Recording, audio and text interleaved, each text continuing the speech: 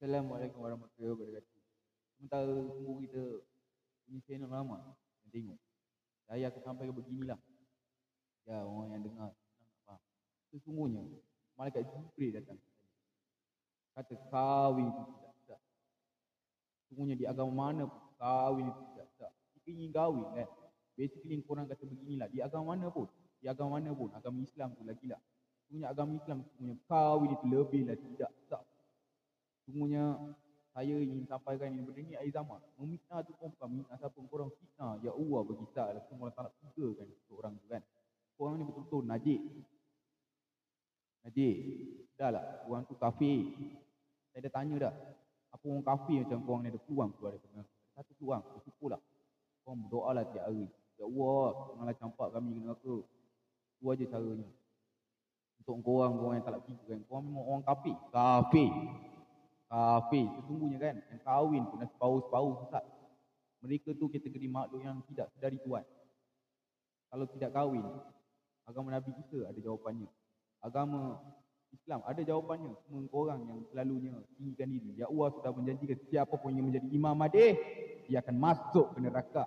Punya Mahdi itu nama dia.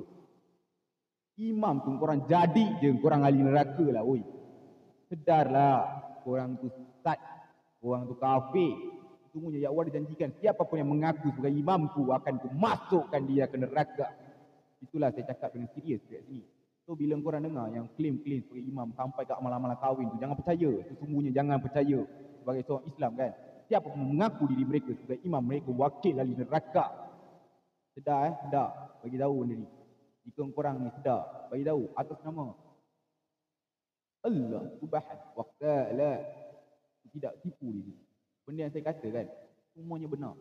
Mengaku-ngaku sebagai imam, orang yang mengaku. Mereka tidak sedar pangkat ustazah dan ustaz tu apa. Itulah seorang ustaz. Menjaga kesucian diri hanya kepada tuannya saja. Cintai tuannya saja. Saya dah berkali dah kata kat video. Dan seorang ustazah, dia itu hanya cintai tuannya saja dan menjaga kesucian diri. Barulah boleh jadi mother sesungguhnya. Mak yang halal sesungguhnya. Tidak ada di dunia satu orang pun melain seorang Maryam. Tidak ada mak halal di dunia satu pun.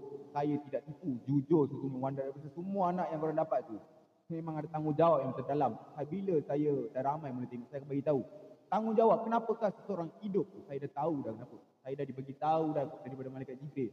Saya sampaikan kat sini kan. Tunggulah korang dengar betul-betul.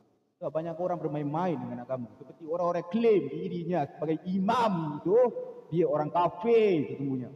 Saya hanya nak kata, kau itu sudah dikata oleh Tuhan kau akan masuk ke neraka. Tidak takut kau weh.